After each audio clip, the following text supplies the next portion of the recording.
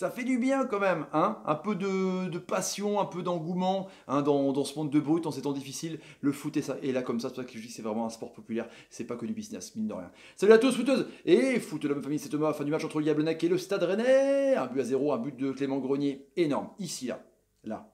Dans la toile d'araignée d'Amrabat, énorme, truc de taré. Je prends un tableau Amrabat d'ailleurs, mais vraiment monstrueux, quoi. Cette frappe enroulée qui a fait arrêter le temps au Rennais avec cette remise d'Ismail Assar et ce beau travail sur le côté. On va revenir sur ce but assez incroyable. Les Rennais du coup qui sont troisième de la poule avec 6 points. Vous allez me dire, troisième, c'était pas qualifié. Oui, mais vu que Kiev avait battu Astana en préambule à 16h50 au Kazakhstan, là-bas, du coup, bah, les Rennais peuvent s'offrir une finale contre les Kazakhs, justement, le 13 décembre, dans un stade du Roison Park complètement plein. Ça va être assez énorme, en tout cas.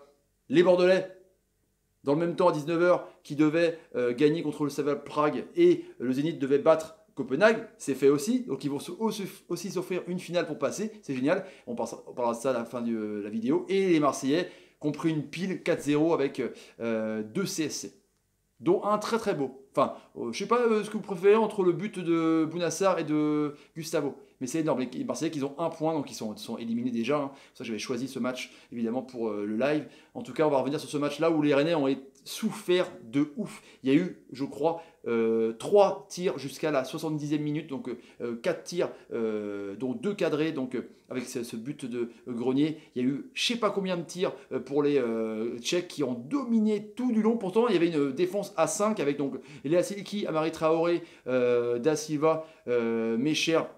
C'était assez intéressant, et Mehdi Zéphane qui était là aussi. Tu dis que c'était voilà, c'était un bloc qui avait bien fonctionné contre Montpellier, qui allait faire un pressing. Ben non, ils étaient dans leur coin, dans leur camp de ouf. À Koubek, qui faisait peur, qui n'était pas non plus très très rassurant ces dernières sorties, avec le switch avec Abdoulaye Diallo qui s'est aussi pété, le pauvre. Et du coup, bah, on voit que Koubek a sorti des arrêts de ouf, quoi. Dès le début du match, on voit vraiment ça écarte sur Travnik, qui est vraiment le meneur de jeu de ouf, hein. Franchement, c'était incroyable. Il y avait vraiment de l'allant dans cette équipe. On aurait cru que c'était inversé par rapport, on va dire, au standing à une équipe qui a joué le top 5 l'an dernier, donc un peu dans le ventre mou cette année. Mais tu t'es dit quand même que Yablonec était la grosse équipe sur le terrain, c'était n'importe quoi, quoi. Il y avait ça, avec Dolezal qui était en pivot, avec Onasek qui était vraiment très très bon, le latéral sur le côté, Thomas Soles aussi sur les latéraux de la droite. Ils ont fait énormément de centres, une vingtaine de centres dans la boîte de nuit, mais Koubek a été là. Dans la première mi-temps, il y a eu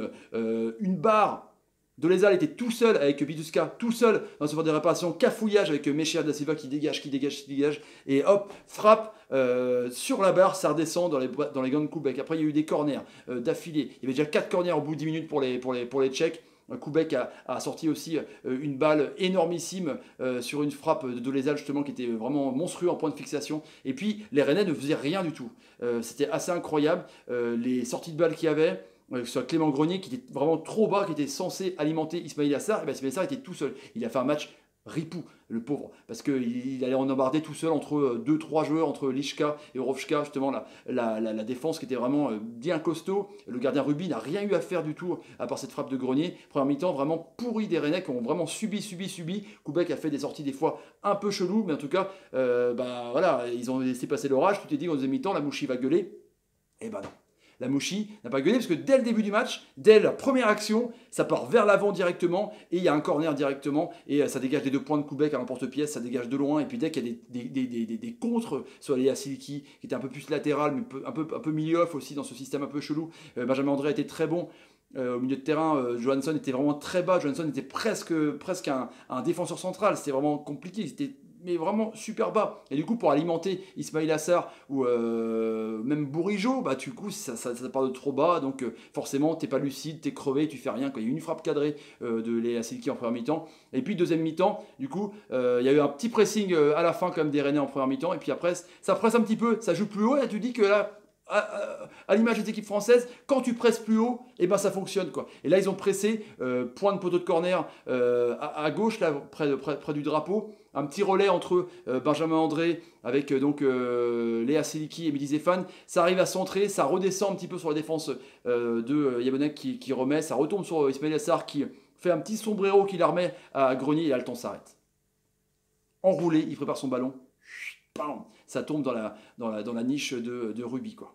Magnifique but de ouf, quoi. En live, on était comme des fous. Mais on n'est qu'à la 55e minute, 1-0. Tu dis que ça va être complicado bomberito pour les Rennais, qui ont encore une fois souffert. Il y a eu des entrées de M'Baye qui n'a rien fait dès qu'il est rentré.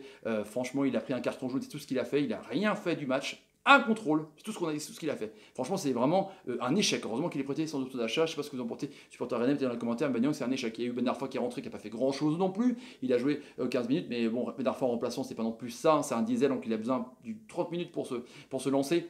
En tout cas, les Rennais ont été solides, bien défensivement. Ils ont tenu la baraque, ils ont même dominé un petit peu. Il y a eu quelques frappes quand même, certes pas cadrées. Il y a eu frappe de Benjamin André pas cadrée. Il y a eu une tête aussi d'Ismail Assar, mais Ruby n'a rien eu à faire franchement, à part ce but de Clément Grenier. Et puis à la fin, voilà, c'était tout le monde avec... Travnik qui balançait des ballons, ça n'arrêtait pas, des coups francs. Il y a eu une faute bête aussi de Lasiliki dans notre jeu, et puis là ça n'a pas arrêté pendant 5 minutes. Ça c'était hop, allez hop, dans la boîte de nuit, des têtes, dans la boîte de nuit, des têtes. Et puis Koubek en sortait, pam, pam, il faisait des arrêts de ouf quoi. Et là Koubek à la fin, il a sorti le ballon. Et puis sur une dernière action, ça récupère les Rennais, puis les fans balancent, et puis c'est terminé pour les Rennais. Voilà, 1-0. Match pas dingue, mais match de guerrier contre Jablonec, certains. Voilà, c'est une équipe, une équipe très basse, mais ça a tenu. Voilà, donc les Rennais qui vont s'offrir une finale contre Arsenal à Rosen Park, ça va être assez exceptionnel, franchement, pour le dire. Les tops et les flops hein, pour les Rennais. Les tops, moi je dirais. Qui c'est qui a été énorme Je dirais, allez, à la défense. Quoi. Damada Silva a été assez bon. Et puis je mettrais Koubek, mine de rien, parce qu'il a quand même sauvé un peu son but. Et puis les flops, je dirais M'Baye Ismail Assar, que les attaquants ont été vraiment tout ripou. Top et flop dans les commentaires, les amis. Pour Bordeaux, ça a été énorme aussi. Hein. Déjà, le taf était fait en même temps, juste avec... En même temps, le match de Zenit contre Copenhague 1-0. Et du coup, il y a eu ce but de Préville à la 49e minute sur un coup franc dégagé. C'est Préville qui faisait la gueule, mais de marquer, c'était bizarre. Et après, il y a eu donc ce but à la 94e de Jules Koundé dans la surface de réparation qui donc envoie eux aussi dans 15 jours une finale pour les Bordelais. Ça, c'est incroyable, franchement, qu'on fait un match aussi de guerrier. Les Bordelais qui méritaient quand même mieux dans cette poule parce qu'ils n'ont pas eu de Chagat. Hein. Franchement, la Châtelet-Dédé, ils ne l'avaient pas. Hein. Et puis les Marseillais qui ont complètement coulé de ouf. Hein. À Francfort, que dire avec ce but de Gustavo alors qu'il n'est pas attaqué. Il y a Ubokan, tu vas me dire qu'il a peur de Bokan. Et puis il tire dans le but directement. C'est pareil de Bounassar, c'était dramatique. Et puis les deux buts, on n'en parle pas. Mais en tout cas, Marseille qui a 1 point, c'est dramatique. Franchement, pour l'OM, dans cette Europa League, de toute façon, il l'avait laissé tomber. De toute façon, parce qu'ils étaient déjà éliminés, mais quand même un peu de coronesse, quoi, tu vois, un peu de dignité pour un grand club français de se dire, voilà, on va quand même faire une bonne sortie contre le 3e de Bundesliga, c'est un match intéressant, des joueurs à se montrer, comme Ubokan par exemple, comme Khaled Aker. Bah non, c'est pas possible quoi. Mettez les commentaires ce que vous pensez un peu de cette prestation de l'OM qui donc va repartir à la Ligue 1 et l'objectif podium et rencontrer Reims samedi les amis. Voilà pour le débrief du soir. Si vous avez envie de vous donner la chaîne, n'hésitez pas à taper sur le on a battu 17 000 abonnés, on va vers les 20 000 abonnés. Allez c'est parti, on y va. Mettez des pouces quand l'ami Clément Grenier fait une bonne passe, merci Clément, t'es un génie. Quand l'ami François Camano fait une bonne passe, merci François, t'es un génie. Quand l'ami Dimitri Payet qui fait une bonne passe, merci Dimitri, t'es un génie. Allez, les amis, partagez la vidéo sur Twitter, Facebook, Instagram et Snapchat. C'est une heure de la guerre, c'est comme ça pour me soutenir. Je vous laisse et je vous dis double clic à tout le monde. Double clic. Ouais, salut et salut. 2 victoires sur 3, ça fait du bien ce soir. Ça fait du bien, double clic.